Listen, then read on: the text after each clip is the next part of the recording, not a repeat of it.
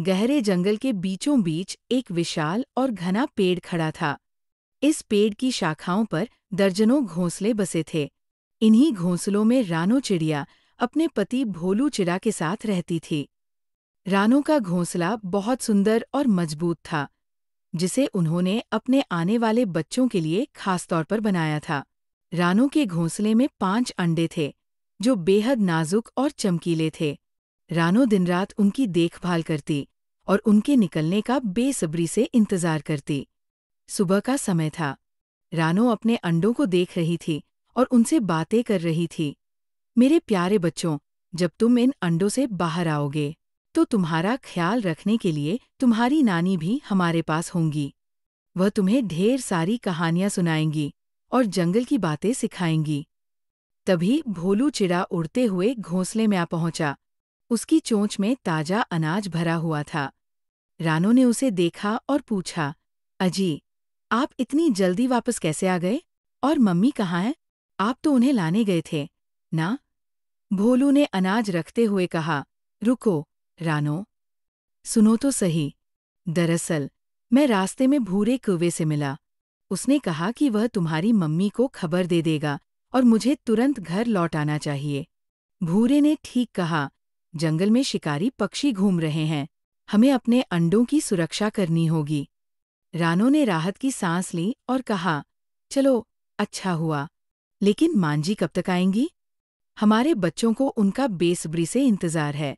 रानो और भोलू ने मिलकर अंडों की सुरक्षा के लिए घोंसले को और मजबूत बनाया। भोलू हर दिन खाना जुटाने जाता, जबकि रानो अंडों के पास ही रहती। वह कभी-कभी गुनगुनाती और कहती, मेरे बच्चों, जब तुम बाहर आओगे, तो मैं तुम्हें सबसे पहले उड़ना सिखाऊंगी। तुम्हारे पापा तुम्हें अनाज इकट्ठा करना सिखाएंगे। लेकिन रानो को अपनी माँ की चिंता भी सता रही थी। वह सोच रही थी कि मांझी कब तक आएंगी।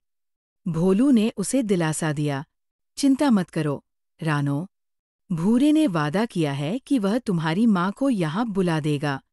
2-3 दिन बीत गए, लेकिन रानो की माँ नहीं आई। एक दिन दोपहर में कालू कौवा घोंसले के पास आया। वह घबराया हुआ लग रहा था। उसने रानो से कहा, रानो, हमारे जंगल की तरफ एक बड़ा तूफान आ रहा है। उसके साथ तेज बारिश भी होगी। तुम अपने घोंसले की मरम्मत कर लो। ये बारिश और हवाएं बहुत खतरनाक होंगी। रानो ने ये सुना तो तुरंत भोलू से कहा, हमें जल्दी से अपने घोंसले की मरम्मत करनी होगी। हमारे अंडों को किसी भी हाल में सुरक्षित रखना है।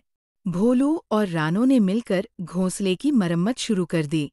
उन्होंने सूखी घास, मजबूत डंठल और पत्तियों का उपयोग करके घोंसले को और मजबूत बना दिया। उधर कालू कौवे के घर में परेशानी बढ़ गई। उसके 5 बच्चे खेलते हुए घर से बाहर चले गए थे। गोरी कौवी ने बच्चों को रोका, लेकिन वे नहीं माने। वे हंसते खेलते जंगल में निकल पड़े। गोरी ने कालू से कहा, तू बच्चों को ढूंढ, मैं घर की मरम्मत करती हूँ। कालू घबराया हुआ अपने बच्चों को ढूंढने निकल पड़ा। तेज हवाएं चल रही थी और बारिश किसी भी समय शुरू हो सकती थी। दूसरी तरफ रानो और भोलू ने देखा कि कुछ बच्चे उनके घोंसले के पास छुपे बैठे हैं। रानो ने पूछा, अरे, ये कालू और गोरी के बच्चे यहाँ कैसे? बच्चों ने बताया, हम खेलते खेलते रास्ता भटक गए थे। हमें घर का रास्ता नहीं मिला और बारिश शुरू होने वाली थी, इसलिए हम यहाँ आ गए। रानो ने बच्चों को घोंसले के अंदर बुलाया। उसने कहा, तुम यहाँ सुरक्षित हो, लेकिन कालू और गोरी तो तुम्हें ढूंढ रहे होंगे। तभी कालू और गोरी की आवाज़ें सुनाई दीं। भोलू ने उन्हें बुलाया। कालू और गोरी अपने बच्चों को देखकर बहुत खुश हुए। बच्चों ने माफ़ी मांगते हुए कहा, हमने आपकी बात नहीं मानी। अब से हम आपकी हर बात मानेंगे। उधर रानो की माँ जंगल में रास्ता भटक गई थी। बारिश शुरू हो चुकी थी और तूफान तेज हो रहा था।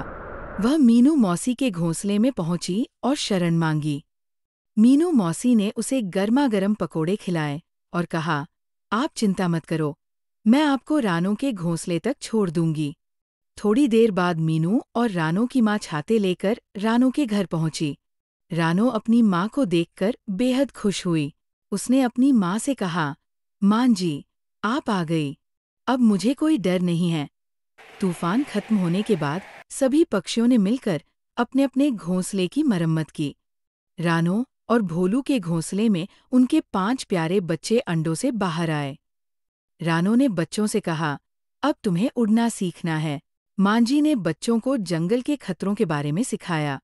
कालू और गोरी के बच्चे भी रोज रानो के बच्चों के साथ खेलने आते।